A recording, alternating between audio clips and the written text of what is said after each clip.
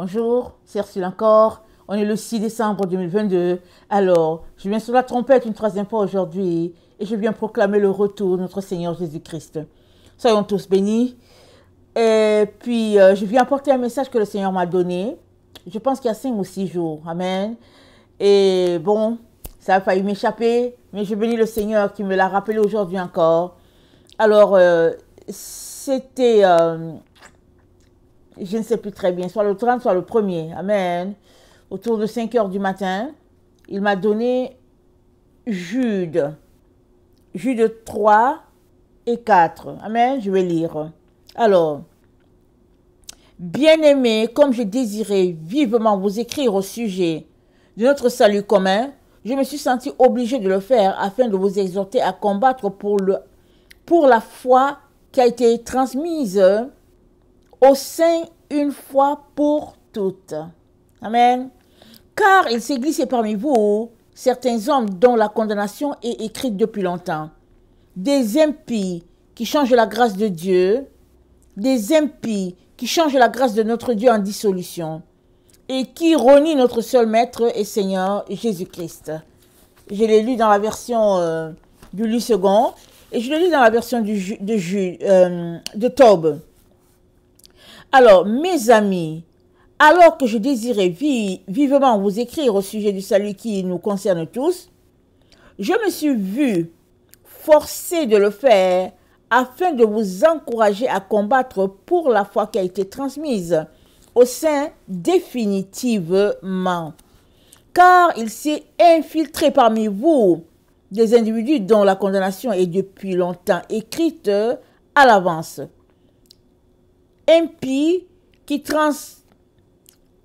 Des impies qui travestissent en débauche la grâce de notre Seigneur, de notre Dieu, et qui renient notre seul Maître et Seigneur Jésus-Christ. Amen.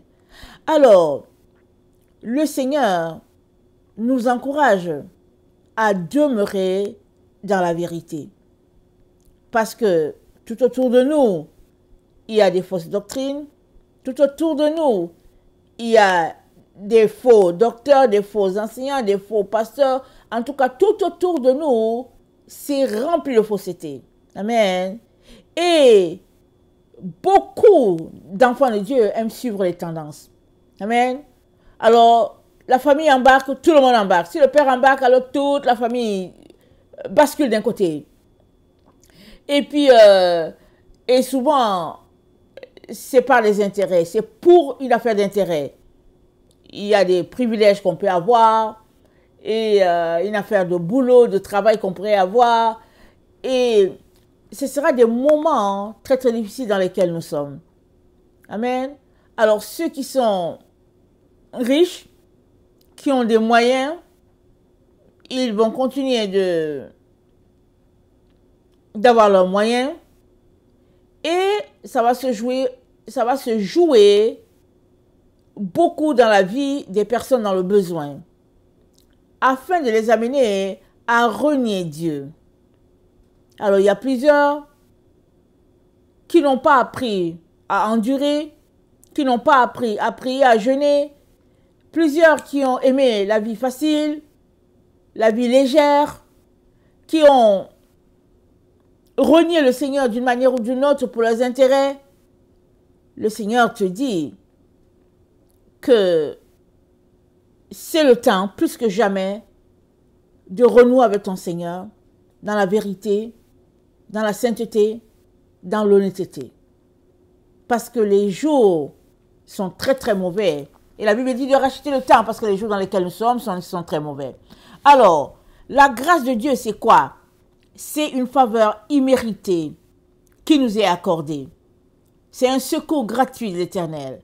Et puis Jude dit, il y en a qui ont changé la grâce de Dieu en dissolution. C'est quoi la dissolution? La dissolution, c'est la décomposition. C'est la désagrégation. C'est un état qui s'est dissolu. Voilà, on dirait que je n'ai pas bien pris mon mot. Alors, c'est un état qui s'est dissolu. Alors, suppose que c'est quelque chose de solide, et puis ça se décompose. Amen. Alors, ils ont changé la grâce de Dieu en quelque chose comme ça qui se décompose. quelque chose qui n'a plus de valeur, quelque chose qui est qui est en pleine putréfaction. Ils ont changé, ils ont rendu la grâce de Dieu ainsi. La dissolution, c'est quelque chose qu'on sépare. C'est une disparition légale, voilà. Alors les gens se sont assis, ils ont réécrit la doctrine de Christ, ils se sont assis, ils ont refait ce que Dieu a dit, et puis ils ont rendu la grâce que le Seigneur nous a accordée, ils ont répandu ça dans les églises sont devenues des clubs sociaux. Alors, ce qui en fait même, le fait que c'est une église, ça n'existe plus, il n'y a que des associations qui sont là, tout le monde s'est réjoui, parce que bon, finalement, on est content ensemble d'être les frères et les sœurs. Mais autour de quoi?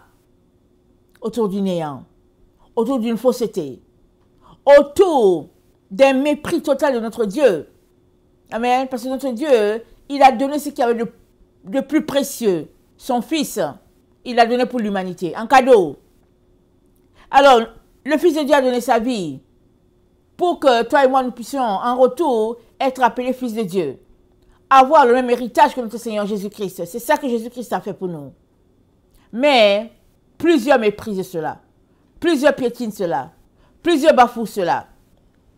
Alors, le Seigneur nous demande de nous abstenir, de négliger la grâce de Dieu. Parce que la condamnation de telle personne, elle est inévitable. Et si on regarde dans la version de Tob où c'est dit des impies qui travestissent la grâce de Dieu en débauche, travestir, ça veut dire altérer la nature de la chose. Amen. Et on sait que c'est ça qui a été fait dans les églises. La grâce de notre Seigneur Jésus-Christ, la grâce qu'il nous a accordée est devenue une grâce bon marché. Et Jésus-Christ est devenu un Jésus-Christ bonasse. Qui au fait, c'est pas grave, je vais te sauver, même si tu pêches, même si tu demeures dans le péché, peu importe ce que tu fais, c'est pas grave, tu es enfant de Dieu, le paradis est pour toi. Alors voilà un peu ce qui est répandu, et puis les gens font ce qu'ils veulent. Mais, notre Seigneur veut qu'on sache que, notre Dieu veut qu'on sache que, la grâce de Dieu, ce n'est pas la débauche. Amen. Ce n'est pas la débauche. Ce n'est pas le dévergondage. Ce n'est pas le dérèglement. La grâce de Dieu, c'est l'amour de Dieu immense pour nous. On ne doit pas le mépriser au point de piétiner ce que Dieu a considéré précieux. Alors, notre Dieu nous demande dans ce temps où nous sommes, où de plus en plus les règles vont sauter. Amen. On sait déjà qu'il y a plusieurs, c'est-à-dire les lois divines sont devenues légèreté au niveau des églises, on le sait, mais de plus en plus, les choses vont tomber. Amen. Ça sera changé. Des prières seront changées. Il y a beaucoup de compromis qui vont se passer. Et le Seigneur vient t'informer maintenant déjà, pour que tu prennes déjà position maintenant pour la vérité, si tu ne l'avais pas déjà fait. Amen. Parce que la vérité, elle se tient toujours debout, elle se tient avec exactitude, elle se tient tout simplement pour elle-même, parce que la vérité c'est divin. Amen. Alors, 1 Timothée 1, le verset 16 dit, 1 Timothée 1, le verset 16, ça dit, mais j'ai obtenu miséricorde. Attendez.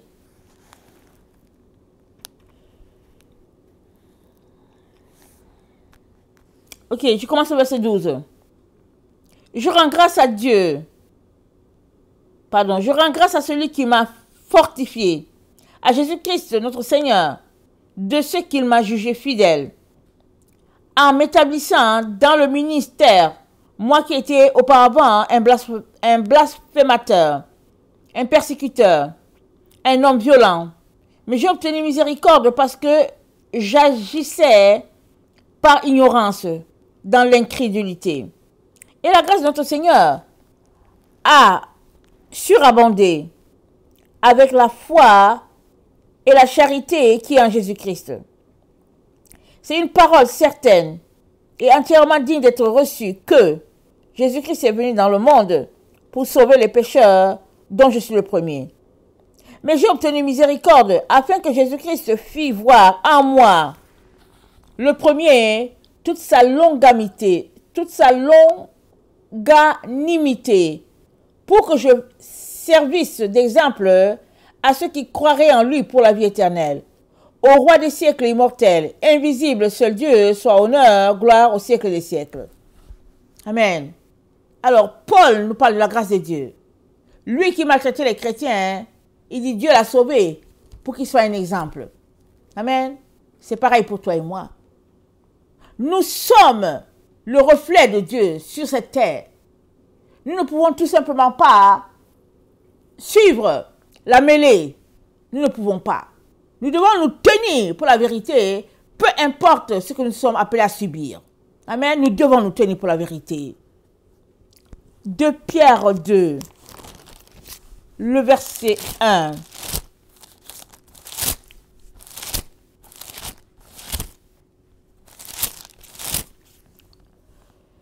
Ça dit ceci. Il y a eu parmi le peuple de faux prophètes. Et il y aura de même parmi vous de faux docteurs qui introduiront des sectes pernicieuses et qui, reniant le maître qui les a rachetés, attireront sur eux une ruine soudaine. Plusieurs les suivront dans leur dissolution. Et là-bas, la vérité sera calomniée à cause d'eux. Par cupidité, ils trafiqueront de vous au moyen de paroles trompeuses. Eux que menace depuis longtemps la condamnation et dont la ruine ne sommeille point.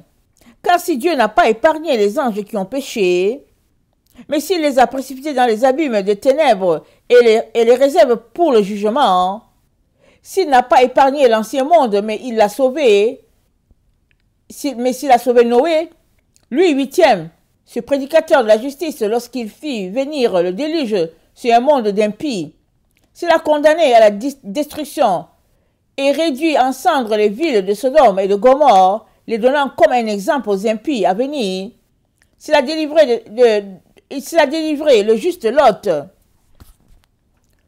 profondément attristé de la conduite de ces hommes sans frein dans leur dissolution, le Seigneur sait délivrer de l'épreuve les hommes pieux et réserver les injustes pour être punis au jour du jugement.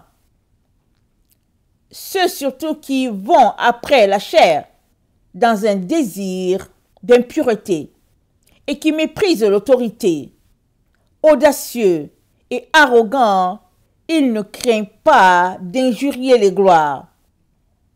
Amen. Alors, on dirait qu'ils ont parlé, mais on dirait qu'ils parlaient de notre temps, de tout ce qui se passe dans notre temps.